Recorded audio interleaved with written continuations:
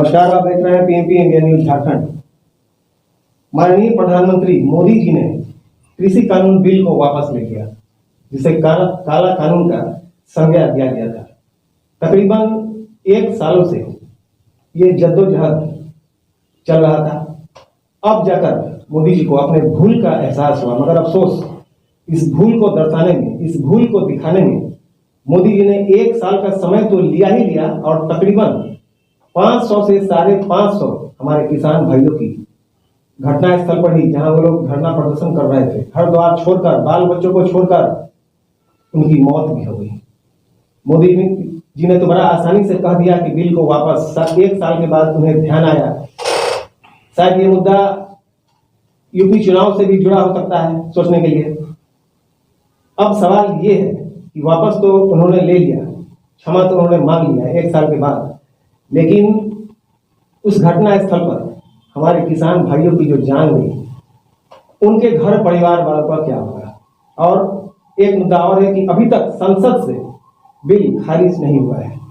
MSP की बात भी किसान के बड़े नेता टिकैत साहब ने कहा, एमएसपी की गारंटी की भी बात अभी नहीं की जा रही है। इस वक्त हमारे साथ स्टूडियो में मौजूद हैं तनवीर खान साहब, कांग्रेस अल्पसंख्यक विभाग के प्रदेश महासचिव सह विधानसभा प्रभारी, अब्दुल गफ्फार साहब राजद के जिलाध्यक्ष, सुनील टोप्पो साहब राजद जिलाध्यक्ष, लाल बाबू रजक राजद जिला महासचिव। ऐसे तो ये सब लोग अभी झारखंड के सत्ता में ही हैं, क्योंकि कांग्रेस और राजद के साथ मिलकर जेएमएम की सत्ता यहाँ चल रही है। मगर फिर भी विपक्ष के लोग इसमें कुछ बोलने के लिए तैयार नहीं है, मोदी जी के लोग इस मुद्दे पर कुछ बोलने के लिए तैयार नहीं है। तो आइए हम इन्हीं लोगों से जानते हैं कि ये जो बिल वापस हुआ 1 साल के बाद, इसमें किस तरह का बात है, किस तरह का त्रुटि है, और क्या इसमें एक राजनीतिक हलचल, एक राजनीतिक माहौल क्या चल रहा है। तो हम सबसे पहले कांग्रेस के प्रदेश महासचिव जी हमारे साथ हैं, इनकी बात हम करना चाहेंगे। आपका स्वागत है पीएमपी इंडिया न्यूज झारखंड में। नमस्कार। और ये जो बिल वापस मोदी जी ने किया है, माननीय प्रधानमंत्री मोदी जी ने जो बिल वापस लिया है 1 साल के बाद, उनको ध्यान आया कि बिल ये काला कानून है। इस पर उन्होंने कहा भी कि नहीं, इसको तोड़ने के पीछे एक कारण और है कि कुछ खालिस्तानी आतंकवादी के लोग उसमें घुसे हुए थे, तो इसलिए इसको तोड़ना जरूरी था। इस मुद्दे पर आपका क्या कहना है? देखिए, हमारे आदरणीय नरेंद्र मोदी जी हर बात को किसी पे ब्लेम लगा देना कि भाई वहाँ जो घुसे थे खालिस्तानी थे। क्या खालिस्तानियों को मोदी जी लेकर आए थे क्या? कि मोदी जी इतना कंफर्म होकर बोलते हैं खालिस्तानी थे? बीजेपी के गुंडे वहाँ गए थे सिंधु बॉर्डर पर, वहाँ प्रोग्राम को असफल करने, किसानों पे जुल्म करने, लाठी डंडे के साथ, तब उनको मार के वहाँ से भगाया गया। और अभी मोदी जी को याद आ गया किसान, इसलिए कि अभी यूपी का चुनाव है तो किसान याद आ गया। हमारे 550 किसान इसमें शहीद हुए हैं, तो क्या मोदी जी उन किसानों के परिवारों को देखेंगे? और अभी सिर्फ वो एक प्रलोभन दिए हैं, सिर्फ बोले हैं कि भाई हम कृषि बिल का जो काला कानून है तीनों वो हटा रहे हैं, रद्द कर रहे हैं। क्या सांसद भवन में इस चीज को खारिज हुआ? आप ही बोलिए, नहीं हुआ। तो इसको हम लोग कैसे मानेंगे? ये हो गया पहला मुद्दा। दूसरा मुद्दा ये है किसानों का कि जो किसान आप सबका, हम सबका पेट भरती है, वो किसान 1 साल तक वहां दंश झेल रही थी, और उस दंश को सबने देखा। जो हमारे कृषि मंत्री है माननीय नरेंद्र मोदी जी है, अमित शाह है, जेपी नड्डा है, जितने लोग हैं सब वरिष्ठ नेता देख रहे थे किसानों पर लाठियां बरस रही है, पानी के फवारे छोड़े जा रहे हैं। ये तो जलिया वाला बाग बना दी है।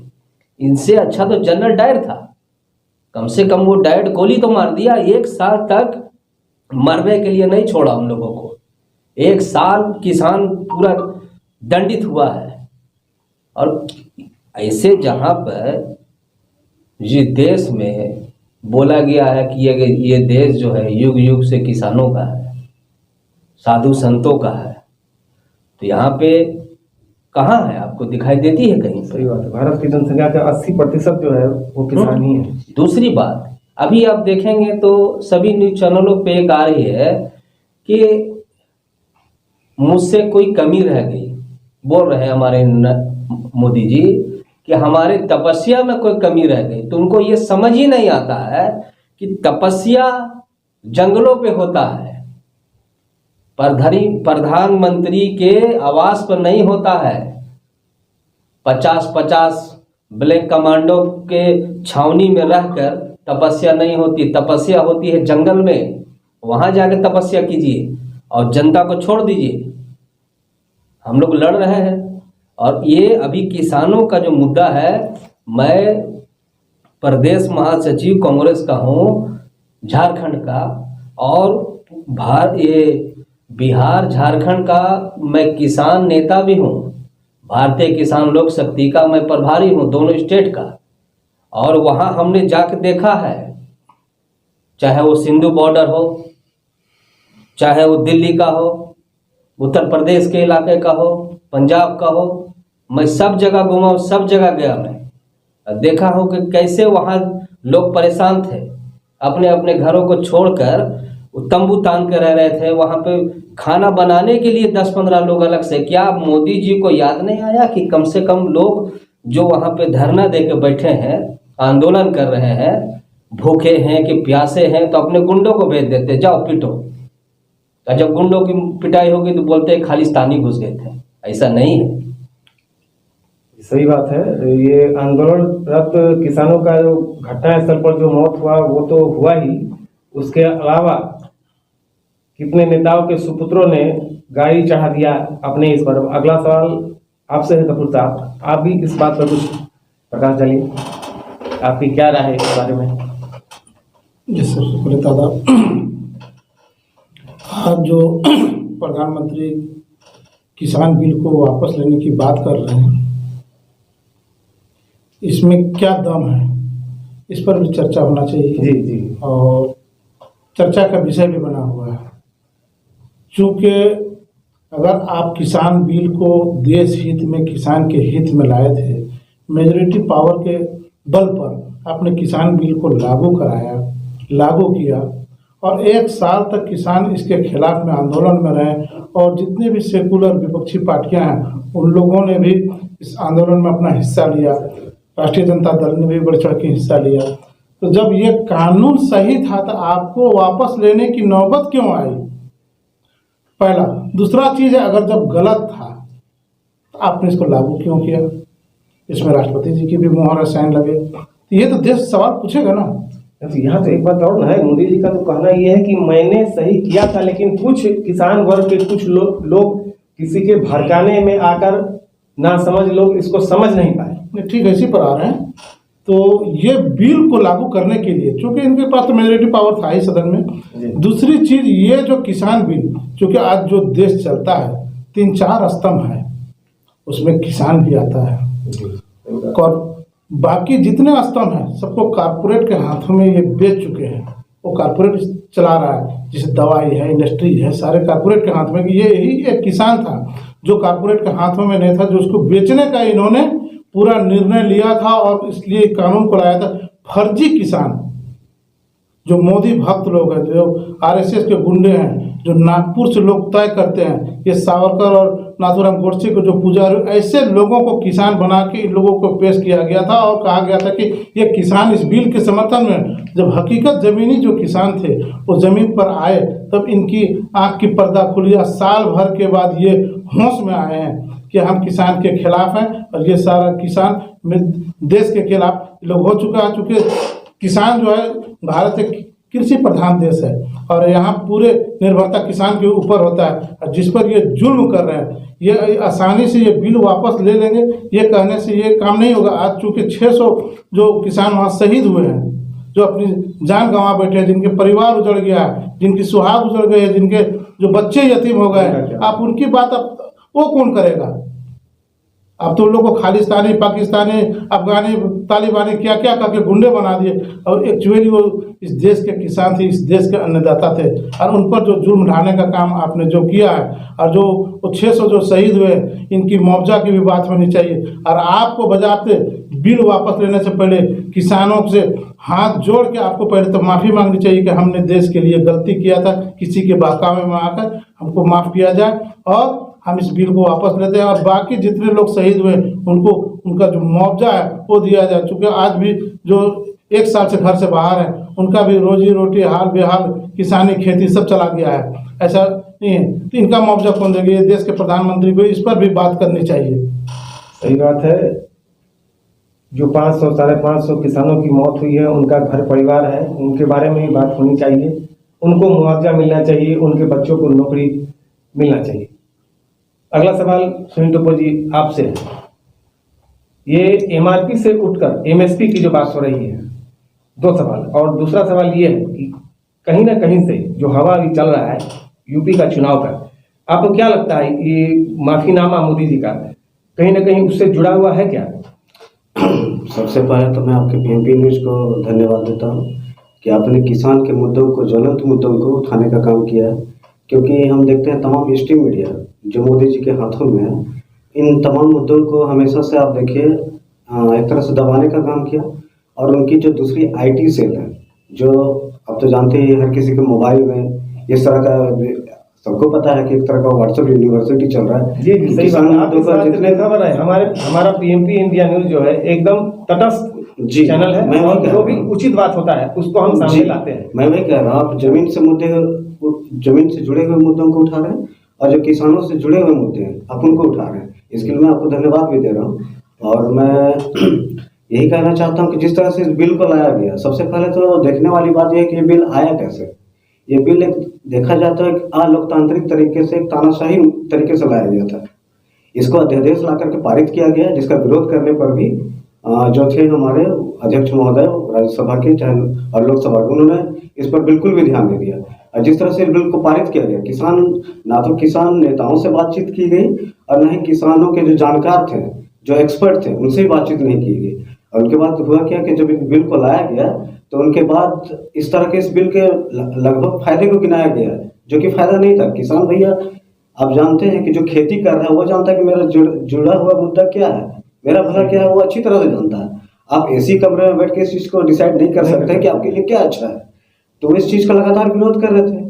और जब इस विरोध किया जा रहा था तो वो बार बार, जैसे मैंने कहा कि आईटी सेल और बीजेपी अपने तमाम तरह के जो प्रचार तंत्र है उनका, उस तंत्र के द्वारा बार बार ये प्रचारित करने की कोशिश कर रहे थे कि ये जो इतने सालों से है तो हम किसान का भला कर रहे हैं। भैया किसान का भला करें तो किसान ने तो नहीं कहा कि मेरा भला कीजिए, वो तो चाह रहे कि। अब जहाँ बात एमएसपी का, तो एक मिनिमम सपोर्ट प्राइस का जो बात था, तो आप देखेंगे अभी जो मोल बन रहे हैं, तो जो मोल बन रहे हैं आप उसमें देख रहे हैं कि एक भुट्टा जो किसानों से खरीदती है, ये जो कॉर्पोरेट घराने हैं वे उनसे खरीदते हैं 5 रुपया 10 रुपया किलो। वही एक भुट्टा आप देखिएगा तो उसको पैकेजिंग करके उस भुट्टे का कीमत देखिएगा तो 40-45 रुपया करके बेचा जा रहा है। कहने का बात यह है, जो एक किसान कर्ज लेकर के दिन रात खेत में मेहनत करके उस तरह से अपने जो कृषि उत्पाद है उसको जब उत्पादन करता है, उसको एक मिनिमम प्राइस भी नहीं मिल पा रहा है, जो सपोर्टिंग प्राइस है एमएसपी जो है वो नहीं मिल पाएगा। क्योंकि इस कानून के आने के बाद ऐसे तो एक मिनिमम प्राइस रखा गया है कि इस प्राइस के नीचे कोई नहीं खरीदारी, इसकी भी गारंटी नहीं है। हाँ, इसकी भी तो गारंटी की बात हो रही है कि एमएसपी भी अगर आप दे रहे हैं तो उसकी भी एक तय सीमा कीजिए। जी, तो इसी बात को लेकर तो टिकैत साहब ने आंदोलन किया। और जब सरकार उनके बातचीत के लिए जब बुलाया जा रहा था तो टिकैत साहब ने, तो जब उनको सरकार का, देखिए यहाँ पे एक दोहरा चरित्र आपको देखने को मिलेगा। सरकार कह रही कि मैं बातचीत के लिए तैयार हूँ, और जब किसान नेताओं ने कहा, लेकिन वो ये भी शर्त रखती है कि मैं एमएसपी पे बात नहीं करूंगा। तो ये कैसे संभव है? तो एमएसपी पे बात आप नहीं करेंगे और आप बात करें तो फिर क्या बात, निर्णय तो कुछ निकलेगा नहीं। तो जो एमएसपी पे जो बात करना था उस बात पे आप देखिएगा, तो मैं वही बात कर रहा हूँ कि जिस तरह से जो 5 रुपए 10 रुपए में आप खरीदते हैं पूरे सारी चीज़ों को, और से आप 45-40 रुपए में बेचते हैं। जो किसान लोन लेकर के उस चीज़ को उत्पादन कर रहा है और से जब उसे बेचता है तो उसको अपना कीमत भी नहीं मिल पा रहा है। आज वो सही बात है। देखा किसानों की किस तरह से दुर्गति हुई, कितने किसानों ने आत्महत्या किया है। घराना आज रजिस्टर्ड कराकर उसी चीज को पैकेजिंग करके ट्रेडमार्क भी सरकार के द्वारा उसे दिया गया है। जी, उसे ट्रेडमार्क भी दिया गया और मॉल में उसी चीज को किसान से 2 रुपया में लेकर उस चीज को 20 रुपया में, 40 रुपया में, 200 रुपया में बेच रहा है। जी, किसान को 2 रुपया मिल रहा है। जी। और रही बात कि ये तो खाद्य सामग्री है, अब धीरे धीरे जितने खाद्य सामग्री है ये तो लाल बाबू जी आपसे है, ये एमआरपी एमएसपी की तो बात आपने सुनी।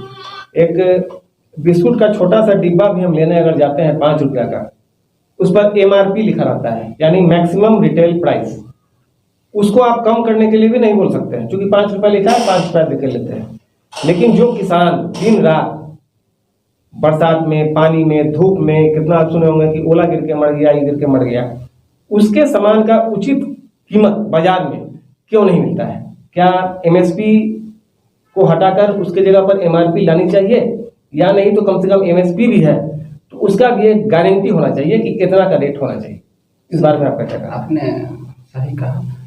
पहले तो मैं आप लोग को BMP इंडिया न्यूज़ के हार्दिक अभिनंदन करता हूँ अपने आपके स्टूडियो में। भारतीय जनता पार्टी श्री माननीय नरेंद्र मोदी जी जब से प्रधानमंत्री के पद भार संभाले हैं, तब से ऐसे कोई व्यक्ति का चिंतन नहीं किए, न गरीब का किए, न किसान का किए, किसी का नहीं किए। केवल कारपोरेट घराने का जो बड़े बड़े इंडस्ट्री है, धीरू भाई अंबानी देखे चलिए, बहुत सारे जो है माने ये इलेक्शन के इंतजार करता है। भारतीय जनता पार्टी केवल इलेक्शन का जो है सो इंतजार करते हैं कि कहीं इलेक्शन हो रहा है कि नहीं हो रहा है, तो हम मुद्दा को ये करेंगे। लेकिन अभी इस मुद्दा में, किसान वाले मुद्दा में, क्या इनको फायदा मिल रहा है यूपी में या क्या नहीं मिलेगा, सो तो अब जनता बताएगा, किसान बताएगा इनको। हत्या जो हुआ है, इतना जो महिला जो घर से बेखल हुए हैं, अपने पति से बेखल हुए हैं, उसका तो जनता ना बताएगा इनको। सही बात है, ये बहुत अच्छी बात और बहुत बड़ी बात कही आपने कि आज के तारीख में जो है सारा व्यवस्था, भारत का सारा व्यवस्था कॉरपोरेट घराने के हाथ में दे दिया गया है। और हम शायद एक चीज को भूल रहे हैं कि भारत हमारा लोकतांत्रिक देश है, और इस लोकतंत्र की जब हम बात करें, उसमें किसान को यदि हम छोड़ दें तो हमको नहीं लगता है कि हमारा लोकतंत्र पूरा हो सकेगा। क्योंकि हम लाख सूट बूट पहनकर घूमें, लेकिन अनाज हमारा, हमारे घर का, हमारे बाल बच्चों का वही किसान उगाएगा, जो खेत में दिन रात कादों में, कीचड़ में, बरसात में, पानी में, ओला गिर गया, बिजली गिर गया, तार गिर गया में रहकर जुट कर, कितना जगह तो ऐसा देखा गया है कि बैल अगर उस किसान के पास नहीं है तो खुद उस हल में जुट कर वो अपने परिवार के साथ, अपने पत्नी के साथ, अपने बाल बच्चों के साथ, तो वैसे में यदि हम उसे इग्नोर करें तो ये बात भी अच्छी नहीं है। अब अगला सवाल तमिल साहब आपसे होगा कि मोदी जी की जो योजना है, जैसा इन्होंने अभी कहा कि सारा व्यवस्था कॉर्पोरेट घराने में दे दिया गया है, मोदी जी का जो अभी तक का जो व्यवस्था है, जो क्रियाकलाप है, जो उन्होंने किया है, क्या एक बड़ी पार्टी है आपकी कांग्रेस की, क्या आप उनके क्रियाकलाप से और कार्यों से संतुष्ट हैं? जी नहीं, असंतुष्टि के कई कारण हैं। हमारी पार्टी, कांग्रेस पार्टी, देश की पहली राजनीतिक पार्टी है, और आप इतिहास उठाकर देखें, इस जितने भी भारत देश में राष्ट्रीय धरोहर जो हमारे मान सम्मान का प्रतीक है, प्रतीक चिन्ह है, अभी आप जाएंगे, पहले हमारे लोग जाते थे दिल्ली लाल किला में, तो एक घूमने का पर्यटन स्थल था। वहाँ हमारे जितने भी मुगल शासक थे उनके बहुत सी चीज़ें थी, ये यादें थी, रखी हुई थी। अभी मोदी जी ने अपने मित्रों को दे के वहाँ पे बियर बार खुलवा दिया। वहाँ टिकट लेना पड़ता है लाल किला में जाने के लिए, और जब आप लाल किला के अंदर जाएंगे तो वहाँ बजाबते बियर बार है, आराम से लोग शराब पी रहे हैं। और जिस पार्क में, गार्डन में हमारे बड़े बड़े नेताओं जिन्होंने इस देश के लिए आहुति दी, उन लोगों का बैठने का जगह था, वहाँ लोग आज शराब पीकर बैठते हैं। आज जितने भी भारत के इम्पोर्टेंट जो चीज़ थे वो बेच दिया गया। यहाँ तक कि प्राइवेट कंपनियों को इतना अधिकार दे दिया गया कि आप सरकारी चीज़ों की नीलामी की बोली बोलिए। आप बोली बोलने का अधिकार दे दिया गया है। तो मोदी जी ये कर क्या रहे हैं? देश को ला के किस रास्ते पे खड़ा कर दिए हैं हमारे माननीय प्रधानमंत्री जी। और दूसरी बात ये है कि आप बोल रहे हैं ना कि भाई किसानों का ये काला कानून हमने माफ़ कर दिया, तो एमएसपी आप गारंटी भी तो नहीं दे रहे हैं। एमएसपी का गारंटी दीजिए, वो भी नहीं दे रहे। तो ये सब सिर्फ एक बहलावा है। अब मोदी जी का आप देखिए ना, आप लोग खुद मीडिया गन है, आप खुद ही उठा कर देखिए कि 7 सालों में क्या ऐसा एक अच्छा काम किया है मोदी जी ने, जो जिसके लिए अंधभक्त लगे रहते हैं कि भगवान श्री राम जी का मंदिर अयोध्या में बनेगा। वो कौन मंदिर है यार जो 7 साल में कंप्लीट नहीं हुआ? वो कंप्लीट होगा भी नहीं। वो 24 में बोला जाएगा कि अब इसको सही तरीके से फिर इसका स्ट्रक्चर हम लोग खड़ा कर रहे हैं और सारे भक्त जो है उस पर ध्यान देंगे। तो इन लोगों का ये एजेंडा बन चुका है। और इस सबसे दुर्भाग्य का बात है कि इस भारतवर्ष का, यहाँ के हमारे हिंदू भाइयों का जो ऐसे बहकावा मारते हैं और फिर उसी तरफ जाते हैं और दंश झेल रहे हैं। आज देखिए कौन चीज़ सस्ता है। राजनीतिक पहलू दिखता है कि यूपी का चुनाव और पंजाब का जो चुनाव है, इसका लाभ लेने के चक्कर में ये वापस ले रहे हैं। आप किस किस चीज़ को वापस लेंगे? अब तो हम काला कानून ला के जनता को थोपने का जो काम किया है, ये सबसे बड़ा देश का विरोधी काम हुआ है। सही बात है। हमारा लोकतंत्र हमारे संविधान पर चलता है, जो संविधान हमारे पूर्वजों ने, बाबा साहब भीमराव अम्बेडकर ने बना कर दिया। आज भी हम यही मानते हैं कि उस संविधान में जो छेड़छाड़ होता है, संविधान में जो बातें लिखी गई है, उसके विरोध में यदि कोई काम करता है तो उसे हम देश विरोधी हरकत मानते हैं। और संविधान से छेड़छाड़ या विरोध होना भी नहीं चाहिए। किसानों की भी हम इज्जत करते हैं कि भाई सही बात है, जो 500 साढ़े 500 किसानों की मौत हुई है उन्हें मुआवजा मिलना चाहिए, एमएसपी का गारंटी होना चाहिए और संसद से बिल खारिज होना चाहिए, तभी इसको मान्यता दी जाएगी और तभी ये मान्य होगा।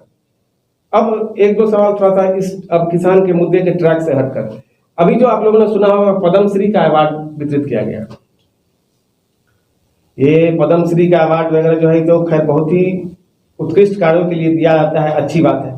लेकिन अभी जो हमारी एक अभिनेत्री हैं कंगना रनावत, उनको ये अवार्ड दिया गया और उनका स्टेटमेंट भी शायद आप लोगों ने सुना होगा।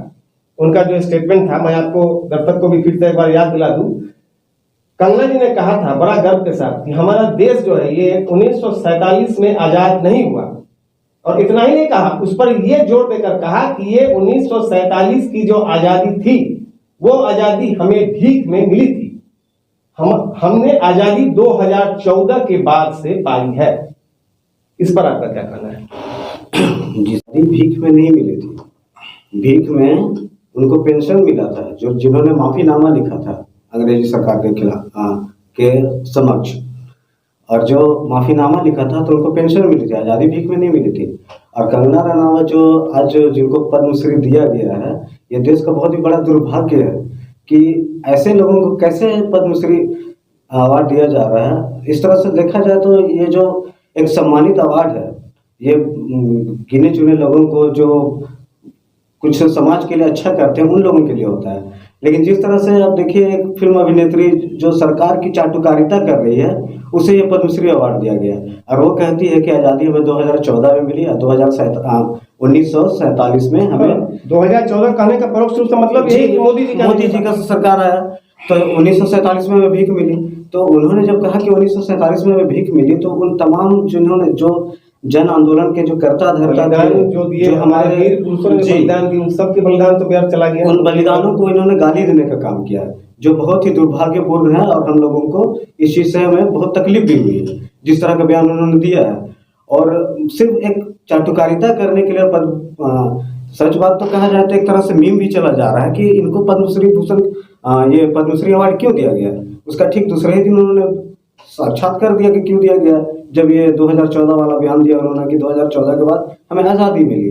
तो इस तरह का बयान देना और ये मतलब क्या ये लोकतंत्र का कहीं ना कहीं से मतलब हानि या फिर उसका मतलब अपमान करना नहीं लग रहा है? सबसे बड़ी बात तो यही है कि इस देश के जो शहीद, जो अपने देश की आज़ादी के लिए जो शहीद हुए हैं, उनको अपमान किया जा रहा है। और ये किया नहीं, और कंगना रावत एक महज कठपुतली थी। ये नाचने गाने वाली लोग को आप देंगे पद्मश्री अवार्ड, तो ये देश का क्या दुर्भाग्यपूर्ण नहीं है? उसको क्या अहमियत है? और जो हमारे देश के लिए जो हर एक समुदाय और जाति और लोग इस देश को आज़ाद कराने में जो कुर्बानियाँ दी हैं, और उसका एक तरह से आप शहीदों का अपमान करवा रहे हैं। वो अपनी जुबान नहीं बोली है, बल्कि वो नागपुरिया जुबान बोली है।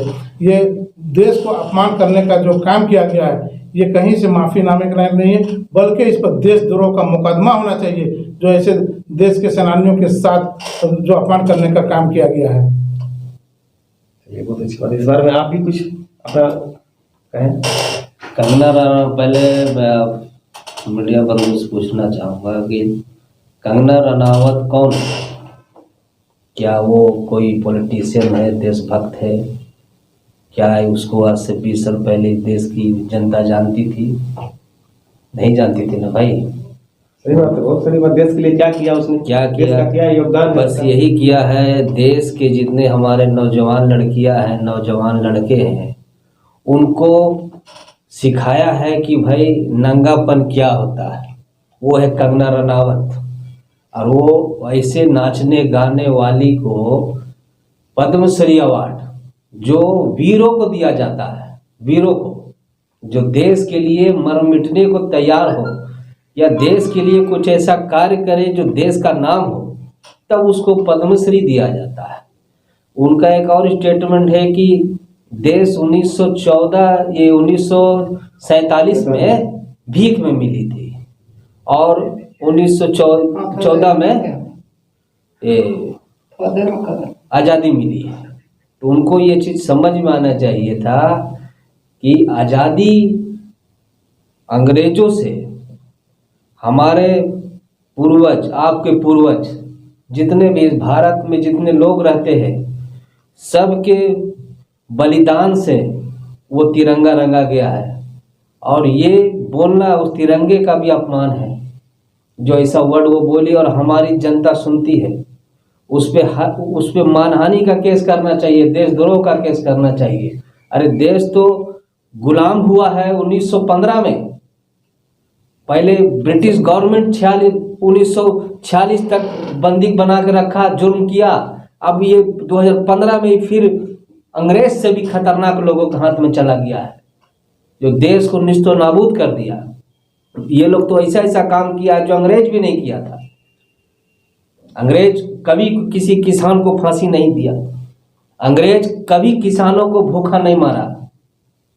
ये तो अंग्रेजों से भी खराब हो रहा है। और ये नाचने वाली गाने वाली बोलती है कि देश अभी आज़ाद हुआ है, अभी गुलाम हुआ है, अभी गुलामी में ही चल रहा है। ये आज़ाद तो अब होगा 2024 में। सही बात है। ये यदि कंगना रनावत जी यदि ऐसा बोलती हैं, तो ये बोलने की आज़ादी भी उन्हें 1947 के बाद से ही मिला है। 1947 के पहले यदि इतना खुलकर वो अंग्रेज के बारे में बोलती, तो शायद उन्हें भी बलिदान के सीढ़ी पर चढ़ना पड़ता है।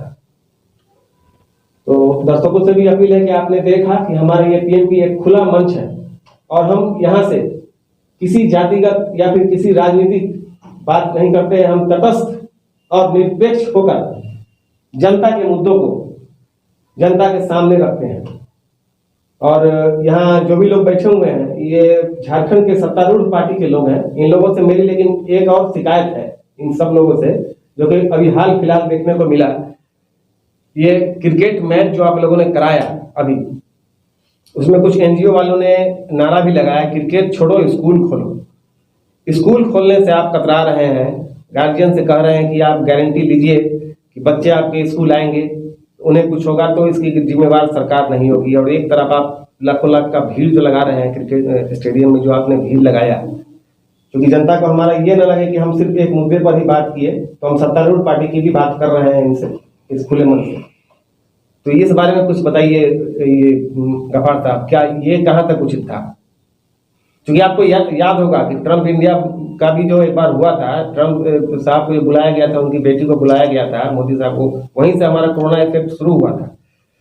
तो फिर अगर कोरोना मान लीजिए कि उम्र इसके बाद यदि बढ़ता है, तो इसके जिम्मेवार कौन होगा? फिर इस मुद्दे पर भी कुछ प्रकाश डालिए।